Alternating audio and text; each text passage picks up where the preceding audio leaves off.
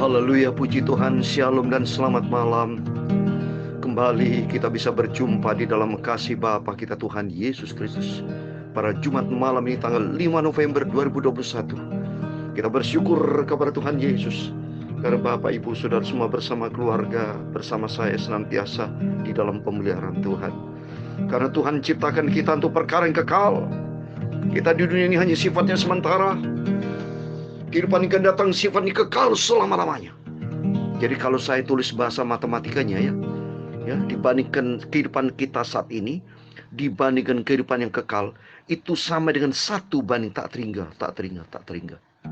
Karena kehidupan kita saat ini sementara, Bapak Ibu ya, hanya 70 sampai 80 tahun. Dibandingkan dengan kehidupan kekal selama yang tak terbatas, unlimited time, eternity life. Kehidupan kekal buat selama-lamanya. Kita diciptakan Tuhan untuk perkara yang kekal. Kehidupan kita di bumi hanyalah merupakan gladi resik sementara, test case, sebagai ujian apakah sukses atau gagal. Kalau kita sukses bisa menempati surga, tapi kalau gagal, mohon maaf, tempatnya neraka, Bapak. Mohon maaf. Jadi kehidupan yang sebenarnya adalah kehidupan yang akan datang. Kehidupan kita di dunia hanya semu. Firman Tuhan katakan dalam 1 Petrus 1 ayat 15, 1 Petrus pasal 1 ayat 17, kita menumpang musafir di dunia ini. Dalam Yakobus pasal 4 ayat 4 dikatakan apa? Kita hidup seperti uap sementara. Mari kita mencinta Tuhan. Kita mencinta Yesus dengan sungguh-sungguh. Carilah perkara yang kekal. Perkara yang kekal itu janji yang kekal hanya di dalam Dia, Yesus Kristus. Saya Pastor Yakob Rahmat akan menyanyikan sebuah pujian. Cintanya Yesus amat heranlah. Tuhan Yesus memberkati kita semua. Amin.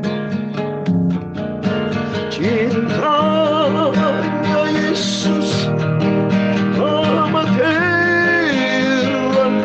Haleluya. Oh heranlah. Haleluya. Oh heranlah. Cintanya Yesus amat heranlah. Heranlah buat saya. Amin. Haleluya. Cintanya Tuhan Yesus amat sungguh heran sempurna. Sungguh heran sempurna. Haleluya. Amat heran sempurna. Cintanya Yesus amat heran sempurna. Heran sempurna buat saya. Amin. Haleluya. Cintanya Tuhan Yesus amat agung, sungguh agung, amat mulia. Haleluya. Amat mulia. Haleluya. Cintanya Tuhan Yesus amat mulia, agung. Haleluya. Agung, sempurna selamanya. Amin. Haleluya.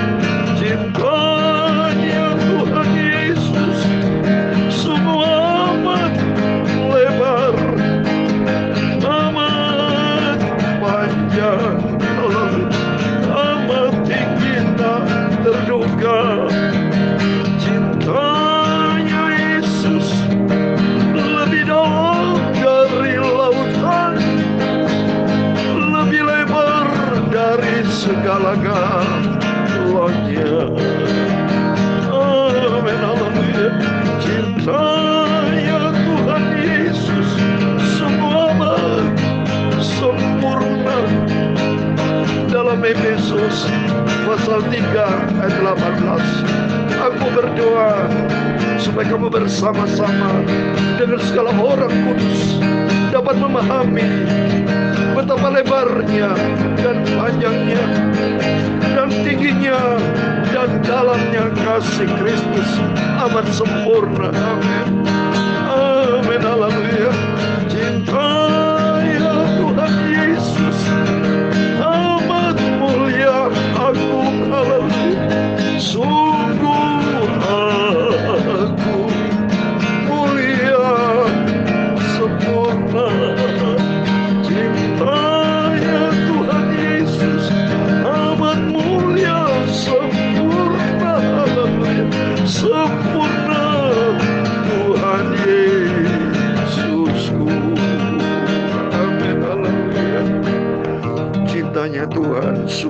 malam sempurna.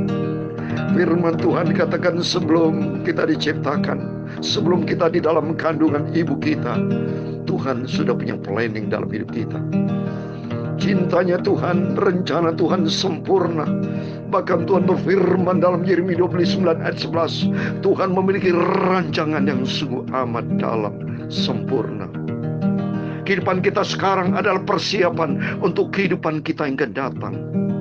Kehidupan kita di bumi sifatnya sementara 70 sampai 80 tahun. Tapi nanti kita akan hidup kekal selama-lamanya di dalam kekekalan.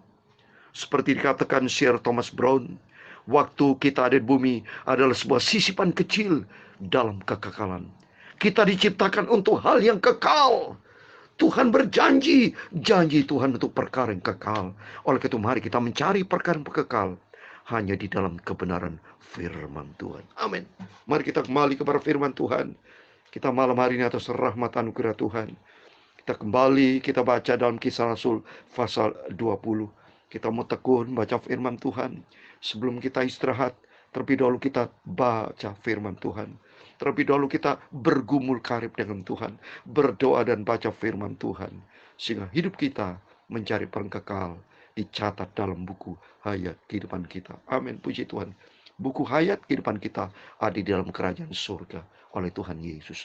Mari kita buka. Saya mau baca Kisah Rasul pasal 20 ayat 17 sampai 38. Demikian firman Tuhan. Karena itu ia menyuruh seorang dari Miletus ke Efesus dengan pesan supaya para penatua jemaat datang ke Miletus. Sesudah mereka datang, berkatalah ia kepada mereka, kamu tahu bagaimana aku hidup di antara kamu sejak hari pertama aku tiba di Asia ini. Dengan segala rendah hati aku melayani Tuhan. Dalam pelayanan itu aku banyak mencucurkan air mata dan banyak mengalami pencobaan dari pihak orang Yahudi yang mau membunuh aku. Sungguh demikian, aku tidak pernah melalaikan apa yang berguna bagi kamu. Semua kuberitakan dan kuajarkan kepada kamu, baik di muka umum maupun dalam perkumpulan-perkumpulan di rumah kamu. Aku senantiasa bersaksi kepada orang-orang Yahudi dan orang-orang Yunani, supaya mereka bertobat kepada Allah dan percaya kepada Tuhan kita, Yesus Kristus. Tetapi sekarang, sebagai tawanan roh, aku pergi ke Yerusalem. Dan aku tidak tahu apa yang akan terjadi atas diriku di situ. Selain daripada yang dinyatakan Roh Kudus dari kota ke kota kepadaku, bahwa penjara dan sengsara menunggu aku. Tetapi aku tidak menghiraukan nyawaku sedikit pun. Asal saja aku dapat mencapai garis akhir dan menyelesaikan pelayanan yang ditugaskan oleh Tuhan Yesus kepadaku, untuk memberi kesaksian tentang Injil kasih karunia Allah. Dan sekarang aku tahu bahwa kamu tidak akan melihat mukaku lagi. Kamu sekalian telah kukunjungi untuk memberitakan kerajaan Allah. Sebab itu pada hari ini aku bersaksi kepadamu bahwa aku bersih, tidak bersalah terhadap siapapun yang akan binasa. Sebab aku tidak lalai memberitakan seluruh maksud Allah kepadamu. Karena itu jagalah dirimu dan jagalah seluruh kawanan. Karena kamulah yang ditetapkan Roh Kudus menjadi penilik untuk menggembalkan jemaat Allah yang diperolehnya dengan darah anaknya sendiri. Aku tahu bahwa sudah aku pergi, serigala-serigala yang ganas akan masuk ke tengah-tengah kamu dan tidak akan menyayangkan kawan itu. Bahkan dari antara kamu sendiri akan muncul beberapa orang yang dengan ajaran palsu, mereka berusaha menarik murid-murid dari jalan yang benar, dan supaya mengikut mereka. Sebab itu berjaga-jagalah dan ingatlah bahwa aku 3 tahun lamanya siang malam dengan tiada berhenti-hentinya menasihati kamu masing-masing dengan mencucurkan air mata. Dan sekarang aku menyerahkan kamu kepada Tuhan dan kepada firman kasih karunia-Nya yang berkuasa membangun kamu dan menganugerahkan kepada kamu bagian yang ditentukan bagi semua orang yang telah dikuduskannya. Perak atau emas atau pakaian tidak pernah aku ingini dari siapapun juga. Kamu sendiri tahu bahwa dengan tanganku sendiri aku telah bekerja untuk memenuhi keperluanku dan keperluan kawan-kawan seperjalananku. Dalam segala sesuatu telah kuberikan contoh kepada kamu, bahwa dengan bekerja demikian kita harus membantu orang-orang lemah dan harus mengingat perkataan Tuhan Yesus. Sebab Ia sendiri telah mengatakan, ada lebih baik berbagi yang memberi daripada menerima. Sesudah mengucapkan kata-kata itu, Paulus berlutut dan berdoa bersama-sama dengan mereka semua. Maka menangislah mereka semua, terseduh-seduh dan sambil memeluk Paulus. Mereka berulang-ulang mencium dia. Ayat 38 terakhir. Mereka sangat berduka cita. Terlebih-lebih karena ia katakan bahwa mereka tidak akan melihat mukanya lagi. Lalu mereka mengantar dia ke kapal. Amin. Demikian firman Tuhan yang sudah kita baca dan dengar. Kisah seorang anak Tuhan, Rasul Paulus, yang begitu mencintai Tuhan, menggugah hati saya dan Bapak Ibu, sehingga saya mohon maaf, saya menangis betul. Oleh karena itu mari Bapak Ibu, cintai Tuhan Yesus. Tempatkan Tuhan Yesus di atas segala-galanya. Dalam nama Tuhan Yesus. Bapak Ibu Saudara semua, mari baca firman Tuhan yang rajin. Baca firman Tuhan. Renungkan firman Tuhan yang siang dan malam. Dan yang paling penting, mari kita menjadi anak-anak Tuhan, murid-murid yang setia kepada Yesus, yang cinta kepada Tuhan Yesus, dan menjadi pelaku firman Tuhan. Saya pernah katakan berapa hari yang lalu, saya sampaikan firman Tuhan pada waktu saya ditanya oleh putri saya, Mary Karun Rahmat. Papa, figur pribadi siapa manusia yang Papa dambakan, yang Papa banggakan atau Papa ikuti? Nomor satu memang jujur, Tuhan Yesus ya, secara vertikal, di atas segala-galanya. Tidak ada bandingannya. Rasul Paulus ikut teladan Kristus. Kita semua ikut Tuhan Yesus. Tapi yang kedua memang Rasul Paulus ini menjadi contoh teladan Bapak Ibu. Karena dia begitu cinta Tuhan. Jadi bukti nyata selain Tuhan Yesus yang sempurna, dia sudah rela berkorban untuk kita semua. Tadi saya bacakan ayat dalam Efesus 3 ayat 18. Betapa panjangnya, betapa lebarnya, tinggi dan dalamnya kasih Tuhan. Sempurna kasih Tuhan. Seperti lagu tadi saya nyanyikan dengan menangis. Cintanya Yesus amat heranlah, agung, mulia, dan sempurna. Sehingga demikian Rasul Paulus dipilih sama Tuhan menjadi alat pilihan bagi Tuhan untuk memberitakan berita keselamatan, untuk memberitakan berita Injil kepada banyak jiwa-jiwa, baik di Efesus, di Roma, Yunani, sampai di mana-mana dia, sampai di Asia, dimanapun Tuhan utus Rasul Paulus. Sehingga dahsyat, luar biasa cintanya Rasul Paulus kepada Tuhan Yesus. Sampai di ayat 19 dikatakan, mulai dari ayat 19, banyak nih ayat-ayatnya yang menyentuh setiap hati kita. Karena sentralnya Tuhan Yesus. Karena dia cintanya kepada Tuhan Yesus, dia berkata di ayat 19, dengan segala kerendahan hati aku melayani Tuhan. Mari, ini penting Bapak Ibu. Termasuk saya, setiap hamba-hamba Tuhan, mari milikilah sifat rendah hati mau melayani Tuhan. Karena Tuhan berkata dalam Matius 16, ini ikut dari perintah Tuhan Yesus. Perintah Tuhan Yesus tertulis Bapak Ibu di dalam Matius pasal 16. Coba saya mau bacakan. Karena Rasul Paulus tentunya pasti dia mau ikut jejak Yesus. Karena Tuhan berkata Matius 16 ayat 24 demikian. Lalu Yesus berkata kepada murid-muridnya, setiap orang yang mau mengikut aku, dia harus menyangkal dirinya, memikul salibnya dan mengikut aku. Amin. Kita ikut Tuhan Yesus. Tuhan Yesus yang begitu rendah hati. Dalam Matius pasal 11 ayat 29 dikatakan, belajar kepadaku karena aku lemah lembut dan rendah hati. Oh dahsyat. Dia raja Bapak Ibu. Yesus raja di atas segala raja. Dia yang menciptakan langit dan bumi, yang menciptakan kita, yang memberikan saya nafas bersama Bapak Ibu sehingga saya main gitar. Sehingga tiap malam dan pagi saya bisa beritakan firman itu karena kasih karunia Tuhan. Untuk melayani Tuhan harus ada penyangkalan diri seperti Rasul Paulus, rendah hati melayani Tuhan. Tidak boleh dengan sombong, tidak boleh dengan kekuatan, tidak bisa melayani Tuhan, tidak bisa dengan kekuatan, kesombongan, jatuh kita. gagal dalam melakukan pekerjaan Tuhan kalau memiliki sifat sombong. Tapi kalau memiliki sifat Tuhan Yesus rendah hati, urapan Tuhan turun, uria siki alama keramat, uria sangkalama, urapan Roh Kudus. Rasul Paulus dalam pelayanan diurapi Tuhan sehingga sapu tangannya bisa menyembuhkan orang sakit. Bukan karena Rasul Paulus yang berkuasa, tapi Roh Tuhan yang ada di dalam diri Rasul Paulus. Setiap kita semua, kalau kita memiliki hati seperti Tuhan Yesus, kasih, rendah hati, kesetiaan, pengorbanan, ada harga yang harus dibayar.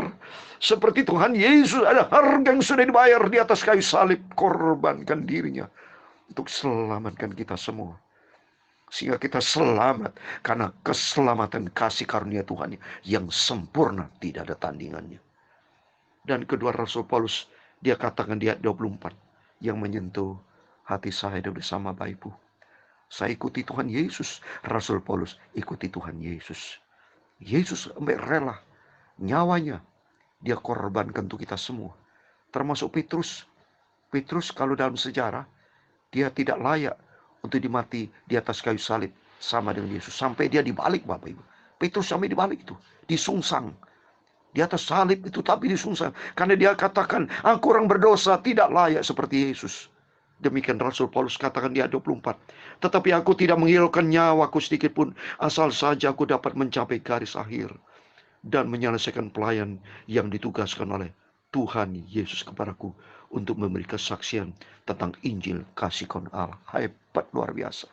Jadi dia rendah hati, dan kedua, dia mau setia sampai garis akhir. Mari Bapak Ibu, sama-sama kita ikuti firman Tuhan. Apa yang Tuhan katakan atas rahmat anugerah Tuhan, kita diizinkan baca firman Tuhan malam hari ini. Supaya jaga kesetiaan kita, jaga hati kita rendah hati. Dan ketiga, kita harus berani berkorban. Ada harga yang dibayar. Berani berkorban, berani memberi. Bapak jangan pelit-pelit. Seperti di ayat 35b dikatakan harus mengingat perkataan Tuhan Yesus di 35b. Sebab ia sendiri telah mengatakan, ada lebih baik berbahagia memberi dapat menerima. Memberi seperti Tuhan Yesus sudah memberikan nyawanya di atas segala-galanya. Rasul Paulus dikatakan, aku tidak menghiraukan nyawa sekalipun, asal aku dapat mencapai garis akhir itu kesetiaan. Demikian juga kita, mari. Kita ada 3 hal yang kita sudah dapatkan dari Rasul Paulus. Mari kita melayani Tuhan dengan rendah hati. Dan yang kedua, mari kita jaga kesetiaan kita kepada Tuhan. Yang ketiga, ada harga yang harus kita bayar. Dan kita komit dengan Tuhan. Belajar memberi. Belajar berikan yang terbaik buat Tuhan Yesus. Karena apa yang sudah dilakukan kita tidak sia-sia. Saya kasih ayat terakhir. 1 Korintus 15 ayat 58. Mari. Biar melalui firman Tuhan malam hari menyentuh setiap kita. Kita mau setia kepada Tuhan. Kita berani memberi, ada harga yang harus kita bayar. Lakukan semua, pandang kepada Tuhan Yesus. 1 Korintus 15:58 dikatakan, karena itu saudara-saudaraku yang kekasih, berdirilah teguh, jangan goyah, dan giatlah selalu dalam pekerjaan Tuhan. Sebab kamu tahu bahwa dalam persekutuan dengan Tuhan, jerih payah kita tidak sia-sia. Jerih payah kita tidak sia-sia, karena janji Tuhan untuk perkara yang kekal. Kita hidup di dunia ini perkara yang kekal, bukan sementara. Kita mencari perkara yang kekal, hidup surga buat selama-lamanya. Tuhan Yesus memberkati kita semua. Cintanya Yesus, amin, haleluya. Amat heranlah, haleluya. Oh heranlah, haleluya. Oh heranlah. Cintanya Yesus, amat heranlah, haleluya. Heranlah Tuhan. Saya cintanya Tuhan.